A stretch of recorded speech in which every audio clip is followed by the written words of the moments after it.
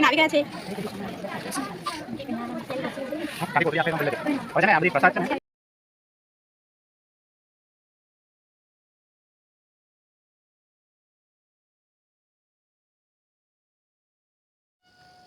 Hello friends, welcome once again. આપ સૌનું ફરીથી સ્વાગત છે. જેમ કે તમે સૌ જાણો છો કે આપણે 3 દિવસીય કચ્છના પ્રવાસે છીએ. નારાયણ સરોવરની મુલાકાત લઈ લીધા પછી હવે આપણે સીધા જઈએ છીએ માતાના મઢના દર્શને. સો ફ્રેન્ડ્સ, આજના વિડીયોમાં અંત સુધી બન્યા રહેજો.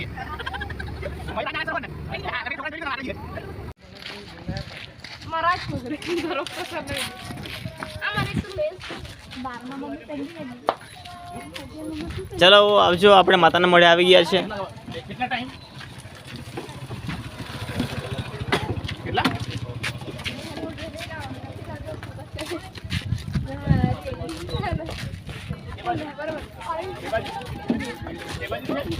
થાકી ગયા? સાઈડમાં જાઓ, એક જ સાઈડ રહેજો. આમ બાજુ આવજો, આમ આવજો.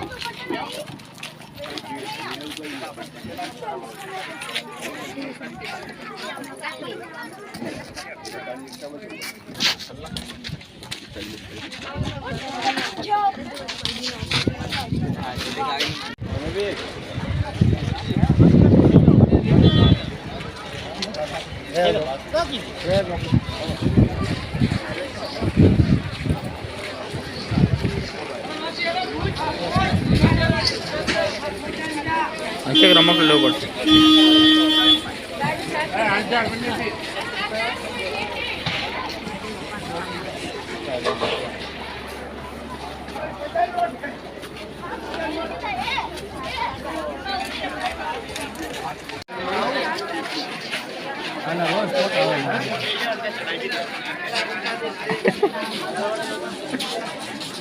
क्या नाम बनेगा?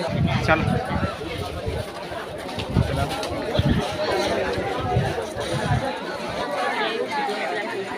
हाँ, जेने लेवो હોય તે ले लेजो. हम लोग आई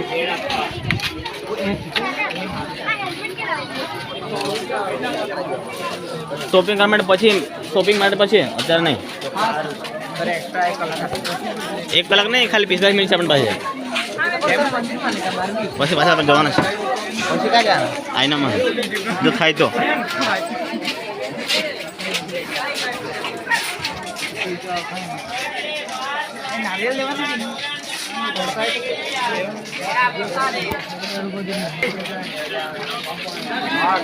આશાપુરા માતા મંદિર કચ્છ જિલ્લાના મુખ્ય મથક ભુજથી 105 કિલોમીટરના અંતરે આવેલું છે, જે ગુજરાતભરમાં તેમજ ગુજરાતીઓમાં માતાના મઢ તરીકે પ્રસિદ્ધ છે. આ મંદિરની ચારે બાજુ નાની ટેકરીઓ અને પર્વતો આવેલા છે.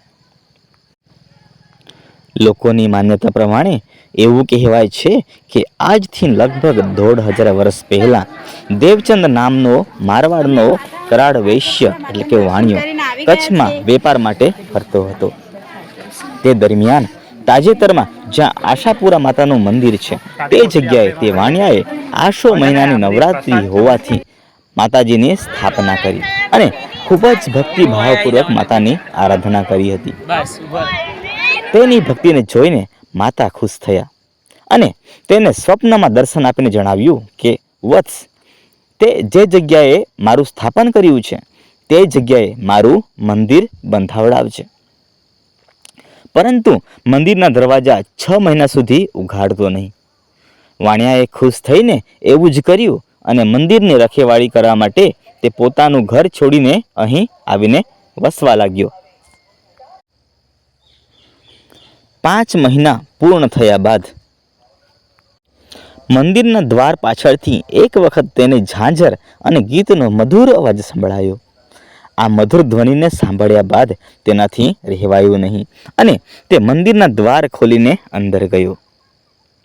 અંદર જઈને તેણે જોયું તો દેવીની ભવ્ય મૂર્તિના દર્શન થયા. પરંતુ તેને યાદ આવ્યું કે તેણે માતાજીએ આપેલા સમયના 1 મહિના પહેલાં જ મંદિરના દ્વાર ખોલી દીધા છે, જેને કારણે માતાજીની અર્ધવિકસિત મૂર્તિનું નિર્માણ થયું હતું. પોતાના આ કૃત્ય બદલ તેણે માતાજીના ચરણોમાં પડીને માફી માંગી. માતાજીએ કહ્યું, તારી ઉતાવળના લીધે મારા ચરણોનું પ્રાગટ્ય અધૂરું રહી ગયું છે. તેમ છતાં હું તારી ભક્તિથી પ્રસન્ન થઈ છું. અને માતાજી વાણિયાને વરદાન માંગવા માટે કહે છે. વાણિયાએ વરદાનમાં પુત્ર પ્રાપ્તિની માંગણી કરી અને માતાજીએ તથાસ્તુ એમ કહીને એમની માંગણી પૂરી કરી. આમ વાણિયાના ઘરે પુત્ર પ્રાપ્તિ થઈ. એમણે વાણિયાની આશા પૂરી કરી હોવાથી માં આશાપુરા નામથી પ્રસિદ્ધ થયા. સો ફ્રેન્ડ્સ, આપણે માં આશાપુરાના દર્શન પણ કરી લીધા છે. તો હવે આપણે રાત્રિ રોકાણ માટે જઈએ છીએ ભુજ, જ્યાં સરસ મજાનું સ્વાદિષ્ટ જમવાનું પણ છે. તો ચાલો સીધા જઈએ છીએ ભુજ.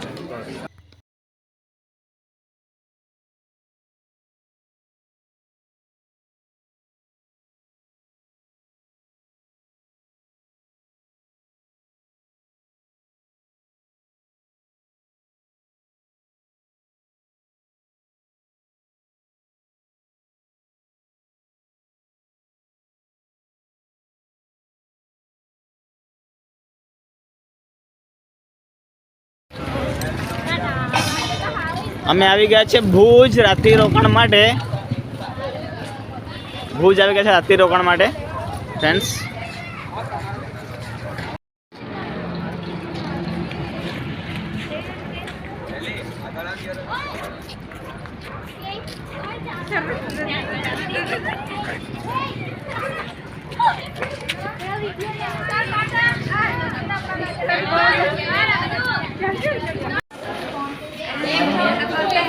ભુજમાં આવી ગયા. હા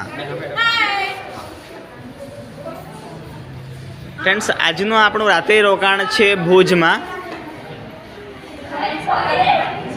અમારા વિદ્યાર્થી મિત્રો, વિદ્યાર્થીનીઓ રાત્રિ રોકાણ માટે સ્વચ્છ સુંદર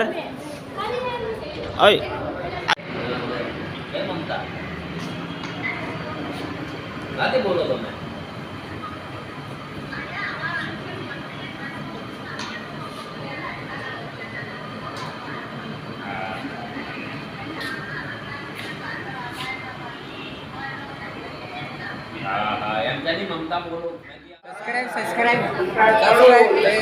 कई प्रवासी तो बोलो सब्सक्राइब कीजिए. सब्सक्राइब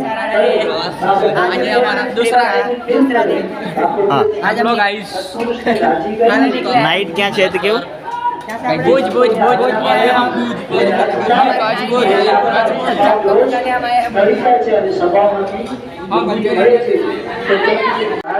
કરી શકો તેમ નથી કે તારો ધર્મ લખો ખોટો છે. આ પોતે કે છે ત્યારે શ્રીજી મહારાજ તેઓ આવી ભોળી વાણી સાંભળી અને હાસ્ય અને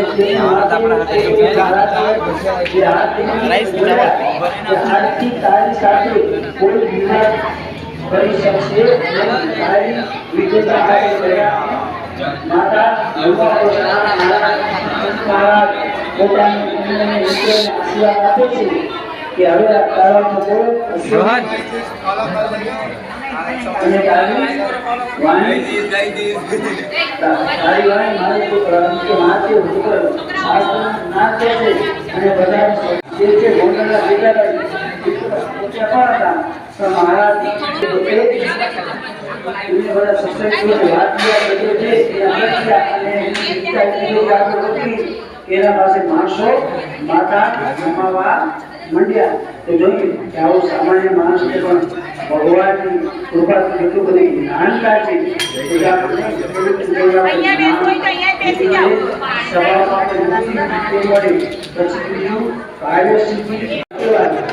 શ્રીજી મહારાજને તમારે બેનને બેસવાના તો તેને પણ તારે મહારાજ શું લઈને આવ્યા તો કેરી લઈને સમજવા અને શું કરો છો ભાઈ આ કેમ શરમાય તો છે આ કેમ શરમાય એટલે શરમાય આ કેમ શરમાય યાર